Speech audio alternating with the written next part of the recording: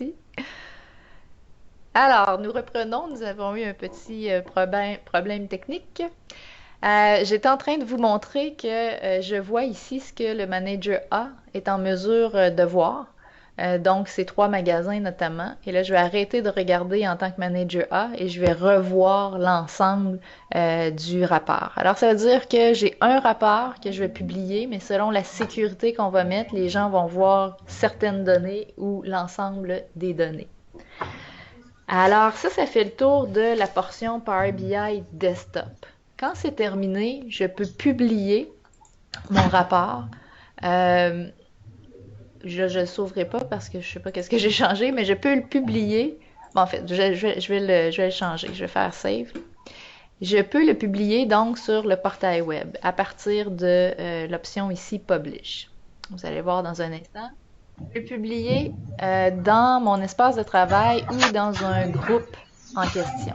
Alors, le problème ici, c'est que j'ai switché de compte. Je ne sais pas comment j'ai réussi à faire ça. Switch account. Alors, je vais me mettre dans mon compte à moi.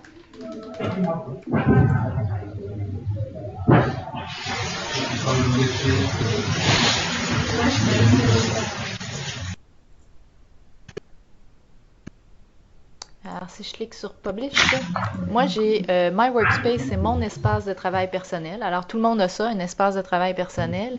Et ensuite, on peut créer des groupes d'usagers. Alors, moi, j'ai deux groupes. J'ai le groupe le CFO masqué, puis j'ai le groupe Sophie Christian, parce que je fais affaire avec quelqu'un qui s'appelle Christian et on fait certains projets ensemble. Alors, il y a certaines personnes qui ont des problèmes, mais je vais devoir continuer, je suis désolée. Euh, parce que sinon on va manquer de temps. Alors, le groupe Sophie Christian, pour notre rapport qu'on vient de regarder, c'est là que je vais le publier. Alors, je peux simplement cliquer et publier, mais là, comme il est déjà publié, je ne referai pas la manipulation. Je vais plutôt aller dans Power BI, le service, et vous montrer un peu ce que ça a l'air. Alors, quand je suis branchée, tantôt je vous ai dit My Workspace, donc qui est mon espace de travail, qui se trouve à être, chacun a son propre espace de travail. Et vous voyez, dans mon espace de travail, j'ai des tableaux de bord, des rapports, des workbooks qui sont des fichiers Excel, j'y reviendrai plus tard, et des sets de données, donc des modèles de données, devrais-je dire. Alors, j'ai tout ça ici, mais j'ai aussi, si je clique sur les petites flèches ici, des group workspace, donc des espaces de travail de groupe. L'un d'entre eux que j'ai créé s'appelle Sophie Christian, et c'est là que j'ai publié notamment mon modèle de données, modèle Excel on-premise, celui qu'on vient de regarder. Mais je vais juste retourner ici quelques instants. Vous avez trois petits points ici et vous avez différentes options pour votre groupe. Je vais y revenir à quelques reprises, mais le groupe ici, c'est vraiment un groupe de créateurs de rapports. Alors, c'est pas le groupe avec qui je partage mon rapport, mais c'est le groupe avec qui je construis le rapport. C'est-à-dire, dans ce cas-ci, Sophie et Christian sont deux personnes qui travaillent ensemble pour s'assurer que le rapport, s'il doit évoluer au fil du temps, soit mis à jour, etc. C'est donc les deux personnes qui ont tous les droits d'aller modifier le rapport. Mais par la suite, on va le publier, ce rapport-là, dans ce qu'on appelle un content pack et on va le rendre disponible à certains groupes d'usagers. Donc, voyez le Group Workspace comme vraiment un espace de travail, de création, mais où on peut être plusieurs à travailler sur les mêmes fichiers. Et on a différentes options pour aller mettre nos fichiers. Donc, seulement Sophie Christian a accès à cette zone-là pour aller mettre des fichiers, avoir des conversations, regarder les calendriers de l'un et l'autre et s'assurer de gérer les membres du groupe en question. Alors ça, je vais y revenir. Mais je vous ai dit donc, c'est dans le groupe Sophie Christian que j'ai publié mon modèle Excel on-premise. On va voir tantôt, oups, pas ici, modèle Excel on-premise, lui je vais juste l'ouvrir. On va voir tantôt qu'on va pouvoir se brancher, comme je disais, avec les credentials du Manager A pour voir seulement ce que lui il voit. Mais pour l'instant, donc, le rapport dans son entièreté, comme on l'a vu plus tôt, se retrouve dans ma section des rapports. Si je retourne, Je peux aussi créer un tableau de bord, j'y reviens dans quelques instants, mais je peux aussi accéder à la source de données, modèle Excel on-premise, et vous allez voir notamment quelque chose qui s'appelle sécurité.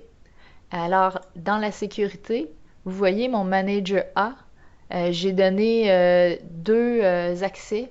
En fait, Francis Paquet, c'était plus pour un test, mais Manager A, j'ai vraiment quelqu'un qui s'appelle Manager A qui a accès à ce rapport-là. Ça veut dire que le rôle de sécurité, je l'ai créé dans Power BI Desktop, mais je l'ai associé à un courriel, donc les deux courriels suivants, dans le portail web Power BI. Si je reviens aussi à mon... Et tantôt, donc, je me brancherai en tant que Manager A pour vous montrer ce qu'il voit. Si je reviens aussi à mon modèle Excel on-premise ici, vous avez l'option de aller jouer avec les rafraîchissements de données. Alors, il faut installer ce qu'on appelle un Data Gateway. Donc, c'est la fameuse passerelle dont je parlais tantôt. Et vous les avez ici, le Manage Gateways. Vous avez une passerelle personnelle ou une passerelle d'entreprise. Et en général, on va utiliser entreprise. Moi, j'en ai deux parce qu'à un moment donné, j'ai eu un problème avec une, puis j'avais oublié mon code. Il y a comme un code de sécurité. Donc, si jamais vous installez un gateway, ne perdez jamais le code de sécurité. Ce que ça fait, c'est que ça vous permet quand même d'en créer un autre, mais vous voyez toujours l'autre d'avant, ce que je trouve un peu désagréable. Et c'est surtout que vous avez à ajouter toutes les sources de données au gateway. Donc, je vais vous montrer dans un instant, mais pour l'instant, seulement remarquez qu'il y a une connexion qui se fait avec une passerelle. On voit qu'elle est online et on voit donc qu'il y a des rafraîchissements de données qui se font à tous les jours à 10h AM. Quelles sont ces données-là? On va y aller ici dans les gateways. Donc, vous voyez ici, avec le petit triangle jaune, on voit qu'il y a un problème. Ça, c'est mon gateway qui ne fonctionne plus. Mais il est encore là, c'est ça qui est un peu tannant. Ça, c'est mon gateway qui fonctionne. Et le gateway, on doit... Ouais, on ne veut pas fermer, lui. On doit lui associer des sources de données. Alors, mon folder où est-ce que tous mes fichiers de vente Excel se trouvent. Donc, j'ai tout le lien ici. Toutes mes tables Excel aussi qu'on a vues ensemble. Tantôt, on va voir aussi que j'ai mis mes données sur un serveur SQL. Alors, l'accès au serveur comme tel. Analysis Services, c'était pour un test, là, mais donc vous auriez à ajouter à votre passerelle toutes les sources de données qui sont locales. Évidemment, quand c'est dans le web, c'est une autre histoire. Je vais vous le montrer dans quelques instants. Mais si les données sont locales, il faut donc pouvoir aller se connecter à ces données-là et c'est par la passerelle qu'on va le faire. Alors, je retourne à nouveau dans ma section Sophie Christian et je vais juste vous montrer qu'à partir de là, ce que j'ai fait, c'est que j'ai créé Create Content Pack. J'ai créé un pack de contenu et je vais juste, vu qu'il est déjà créé, je vais juste aller les voir ici. Donc ça, c'est ceux qui sont déjà créés. Et dans mon pack de contenu que j'ai appelé Vente Furniture Store, rapport de vente, j'ai mis accessible le modèle de données, le rapport et le tableau de bord. Donc modèle Excel on-premise et Sales Analysis ici. Alors ça, c'est ce que j'ai mis disponible et je l'ai mis disponible à mon organisation entière. J'aurais pu la mettre disponible à différents groupes d'usagers. Mais je l'ai mis à la disposition de mon organisation en entier. Qu'est-ce que ça veut dire, ça? Ça veut dire que je vais me déconnecter et je vais me rebrancher comme Manager A. Donc, Manager A.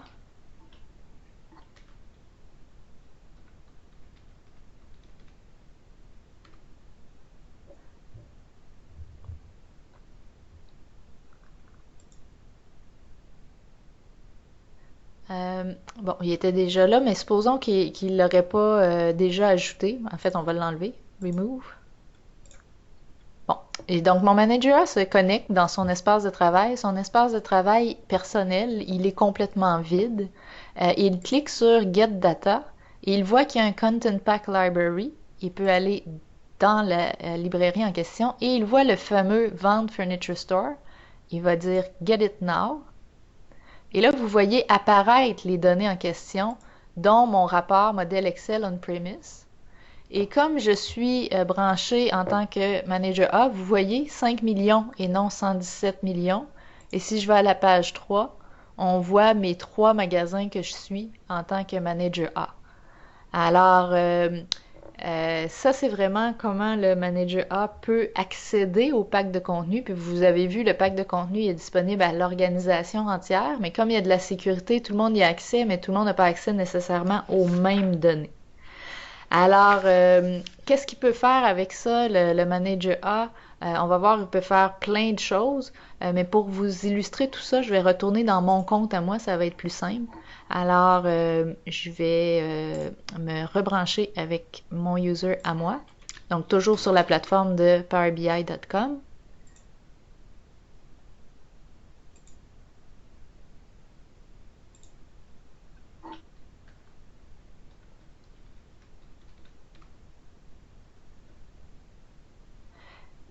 Alors, qu'est-ce qu'on peut faire quand on a accès à un rapport comme ça qui est partagé avec nous? On peut faire plein de choses. On va aller ici dans... En fait, je vais retourner dans mon espace Sophie Christian. Puis, je vais aller dans les rapports. Si on va sur le modèle de données comme tel, par exemple le modèle Excel on-premise, je peux cliquer ici Créer un rapport. Donc, si je clique là-dessus, je peux créer un rapport supplémentaire. Évidemment, là, comme je suis dans mon groupe de création de rapport, je peux l'insérer ensuite dans un content pack, mais en supposant que je suis le manager A, je pourrais simplement créer un rapport et le garder à moi le garder pour moi dans mon espace de travail personnel. Donc, ça se fait de la même façon que dans Power BI Desktop. Alors, si je refais ce que j'avais fait tantôt, ça se passe exactement de la même façon, sauf qu'on est sur le portail web. Alors, ça veut dire que du moment que j'ai accès à certaines données, je vais dire Don't Save, je peux, par-dessus le modèle de données en question, pardon, pardon, j'avais un éternuement qui s'en venait. Alors, bon, les aléas du direct. Alors, je peux créer un rapport attaché à ces données-là. Je pourrais aussi, si je suis dans le rapport comme tel, juste créer une copie. Et je pourrais aussi, si je suis toujours dans le modèle de données, aller analyser ça dans Excel. Je peux le faire à partir d'ici ou je peux le faire à partir d'Excel. Moi, j'aime autant le faire à partir d'Excel. Il s'agit d'ajouter un petit add-in Power BI et ensuite, ça nous permet de nous connecter aux données. Vous voyez, j'ai mon espace de travail ou l'espace de travail de groupe, par exemple, ici. Puis, modèle Excel on-premise, Connect. Qu'est-ce que ça va faire? Bien, ça va faire en sorte que je vais pouvoir analyser les données de mon modèle de données, mais dans Excel avec une pivot table, avec un tableau croisé dynamique. Donc, si je remets mes ventes par catégorie, par exemple, ben, je peux faire des analyses supplémentaires dans Excel. Alors ça, c'est intéressant parce que ça veut dire que ce modèle de données-là qu'on a fait dans Power BI, il est quand même centralisé et mis à jour et il est géré par des personnes qui, Sophie Christian dans ce cas-ci, qui s'assurent que tout est toujours correct. Et mais tous les gens dans l'entreprise, tous les usagers dans l'entreprise peuvent y accéder pour faire leur rapport. Et ce faisant, ils ont accès exactement aux mêmes données qui sont rafraîchis en même temps. Donc, tout le monde utilise toujours les mêmes données. Alors ça, c'est assez intéressant de pouvoir analyser tout ça dans Excel. Une autre chose que je peux faire, c'est me créer par-dessus mes rapports des tableaux de bord. Alors, si je clique sur mon rapport en question, à chaque fois que j'ai notamment une tuile qu'on appelle, je peux cliquer sur la petite épingle ici et si je clique, ça va me dire, bon, est-ce que tu veux épingler ça à un tableau de bord? Si oui, lequel? Est-ce que tu veux l'épingler à un tableau de bord existant ou à un nouveau tableau de bord? Et ce faisant, quand on épingle des trucs, ben, ça se rend dans notre tableau de bord. Donc ici, par exemple, j'ai mon tableau de bord où j'ai épinglé quelques trucs. Et ça, c'est personnalisé. Donc chacun peut avoir son propre tableau de bord avec ce qu'il désire suivre. Et ça peut provenir de différents rapports. Et chacune des tuiles, on peut faire des choses avec, dont notamment, je montre une fonctionnalité, on peut créer des alertes. Alors, je pourrais dire sur la tuile ici, quand le chiffre passe au-delà de telle valeur, envoie-moi une alerte. Alors, il y a toutes sortes de choses comme ça qu'on peut faire à partir de notre tableau de bord. Et ça, c'est assez intéressant. Le Manager A, notamment, qu'on a vu tantôt, pourrait se créer ce genre d'alerte-là. Euh, Deux dernières choses avant de parler des différentes sources de données. Si je retourne donc ici, on a la possibilité, en fait, je vais pas aller dans lui, je vais aller dans, parce que là, il y a de la sécurité. Quand il y a de la sécurité, c'est un peu différent. Je vais prendre un autre rapport dans mon espace de travail personnel. Je vais prendre par exemple celui-là. Attendez, c'est pas ça que je voulais faire. Ben oui, en fait, il y a deux choses qu'on peut faire. On va regarder ici. Furniture Store Analysis, ici. Donc, une chose que je peux faire, c'est Get Insights. Si je clique sur Get Insights, vous voyez, c'est en train de chercher. Je laisse Power BI analyser mes données et je le laisse me dire ce qu'il a trouvé d'intéressant par rapport à mes données. Alors, est-ce qu'il y a des tendances? Est-ce qu'il y a des corrélations? Est-ce qu'il y a des données d'exception? Etc. Et il me présente donc certaines choses qu'il a identifiées. Et si ça m'intéresse, ben, je peux aller épingler ça à mon tableau de bord, à un de mes tableaux de bord notamment. Alors ça, c'est ce que j'ai appelé plutôt le Quick Insights. C'est des analyses qui sont performées par Power BI. Et évidemment, pour que ça marche bien, il faut que vos données soient bien modélisées. Une autre chose qui peut être intéressant aussi, c'est dans un tableau de bord, ce que j'ai appelé tantôt le Q&A, Question and Answer. Par exemple, ici, si je dis Count of New Hires by Month, vous voyez, ça commence à se dessiner. By Year ou by Month as a matrix. By month, by year as a matrix. Donc, vous voyez, on peut dessiner différentes choses. Ici, ça n'a pas bien marché. As a table.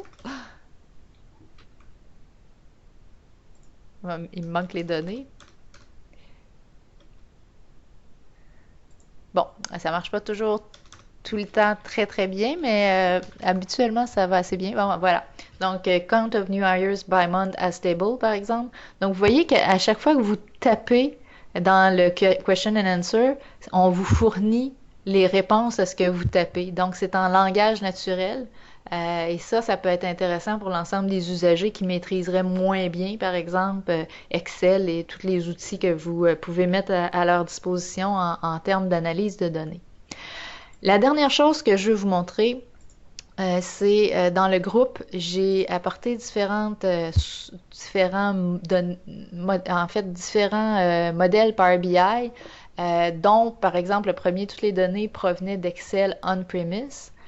Si je mettais mes fichiers Excel on cloud, donc sur OneDrive for Business, ce que j'ai fait ici, qu'est-ce que ça veut dire? Ça veut dire plusieurs choses. Dans un premier temps, dans mon groupe ici, Sophie Christian, si je clique sur Files, Fichiers, ça va ouvrir mon OneDrive for Business.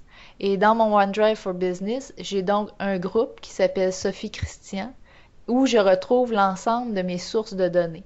Alors, à partir de Power BI, je peux y accéder, comme je peux accéder à d'autres éléments. Ça, c'est des groupes Office 365, donc à d'autres éléments d'Office 365.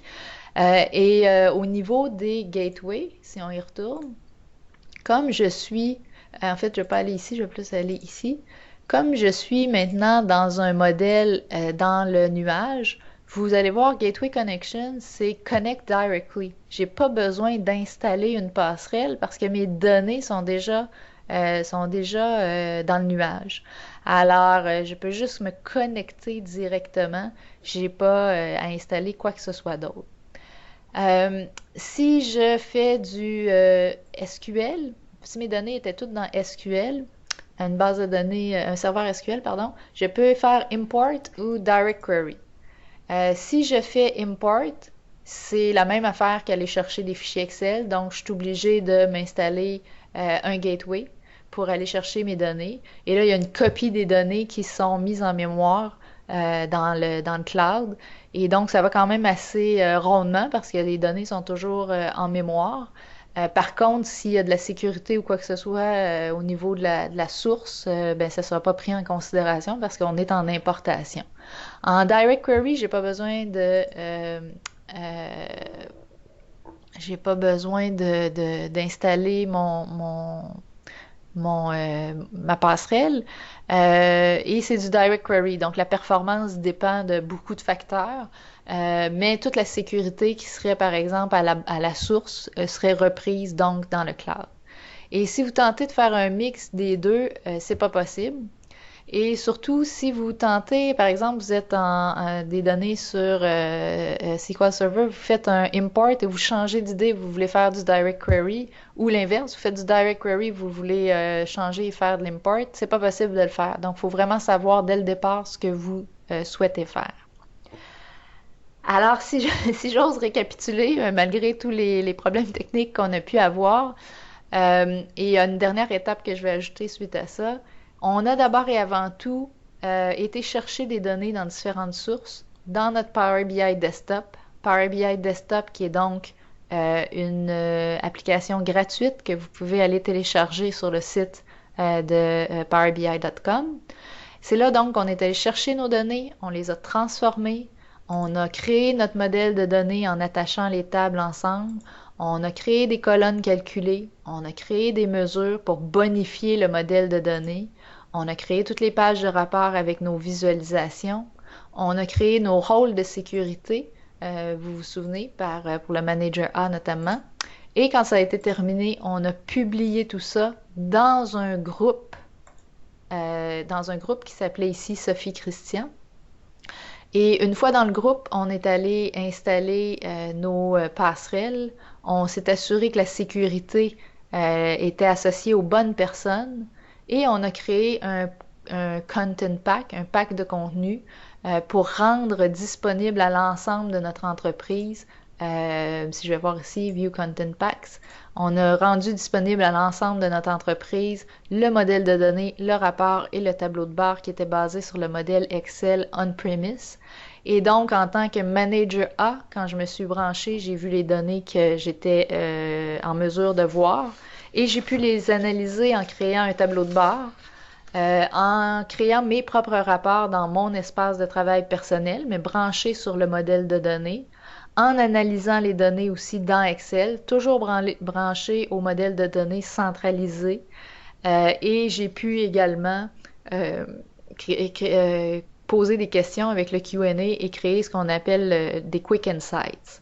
Alors ça vous donne un aperçu vraiment du début jusqu'à la fin de la solution. Maintenant, est-ce qu'il y a plus d'options que ça? Oui, évidemment. Est-ce qu'il y a des cas où les données sont vraiment très mal structurées, puis on est capable de faire quelque chose avec ça, de les restructurer, les transformer convenablement? Oui. Comme je vous disais, il ne faut pas penser que dans une entreprise, ce sont tous vos employés qui vont faire toutes ces étapes-là. Il y a certains individus qui vont être responsables de créer les rapports qui vont être diffusés à l'ensemble de l'entreprise ou à certains groupes dans l'entreprise, mais la plupart des usagers vont plutôt se retrouver du côté de l'analyse des données et vont donc pouvoir les consommer en ligne sur le portail web, mais aussi avec une application mobile. Alors, si vous retournez sur le site Power BI, vous aviez Power BI Desktop que vous pouvez télécharger gratuitement. Vous avez Power BI Mobile que vous pouvez télécharger gratuitement aussi, qui est une application donc pour vos téléphones et tablettes. Power BI Service, lui, faut que vous alliez en ligne, vous créez un compte.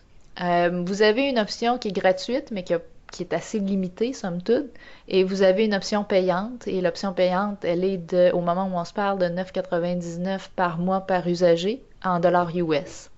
Alors, c'est quand même, somme toute, très accessible.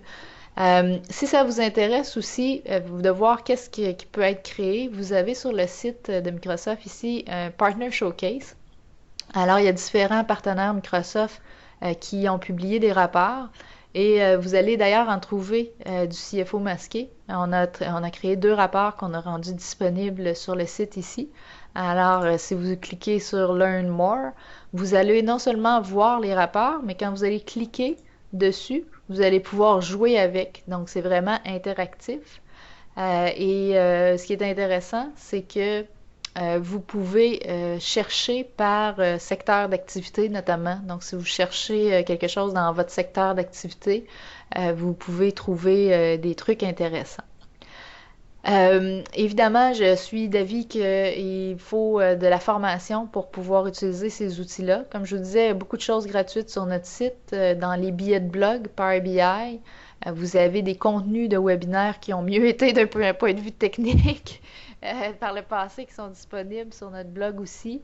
Et sinon, je vous incite fortement à faire de la formation. Donc, chez nous, on offre de la formation publique, de la formation en ligne et de la formation en entreprise. Et vous avez tous les détails des plans de cours et tout ça sur le site. Et si vous choisissez plutôt le e-learning, sachez que vous avez accès avec le e-learning aux exemples, aux exercices, à la théorie et tout ça, et aux vidéos. Donc, chacune des notions est enseignée par une vidéo et il n'y a pas d'échéance pour faire votre formation. Donc, vous avez tout le temps que vous voulez, vous pouvez le faire à votre rythme et autant de fois que vous le souhaitez. Alors ça, c'est une option qui peut être intéressante, surtout si vous êtes de l'extérieur. Alors, je prends quelques minutes pour regarder, j'ai une question ici. Si, comme dans ton exemple, on fait lire les données sur un folder, est-ce que les données de mon modèle se mettront à jour toutes les fois que j'ajouterai un nouveau fichier? La question est oui. Donc, ici, il y a une question si, dans mon exemple, par exemple, j'allais chercher les données dans un folder où est-ce qu'il y avait des fichiers Excel de vente. J'avais du 1er janvier 2013 au décembre 2015. Je rajoute le janvier 2016. Alors oui, au rafraîchissement de données, ce nouveau fichier-là va être pris en compte dans le modèle de données. Alors, je ne sais pas s'il y en a encore qui ont des questions. Vous pouvez les poser par la petite boîte de chat. Si vous n'avez pas davantage de questions, je vais prendre le temps de vous remercier et de m'excuser pour les problèmes techniques. Vous étiez vraiment très nombreux aujourd'hui. C'est toujours plus risqué dans ce temps-là. Si vous avez des questions par la suite, n'hésitez pas à communiquer avec nous. Ça va nous faire plaisir de répondre à vos questions. On a aussi un forum si vous avez des questions un peu plus techniques. Ce sera une occasion pour vous de les poser. Alors, sur ce, je vous laisse et je vous souhaite de joyeuses fêtes parce que notre prochain webinaire va être après les fêtes. Alors, merci à vous tous.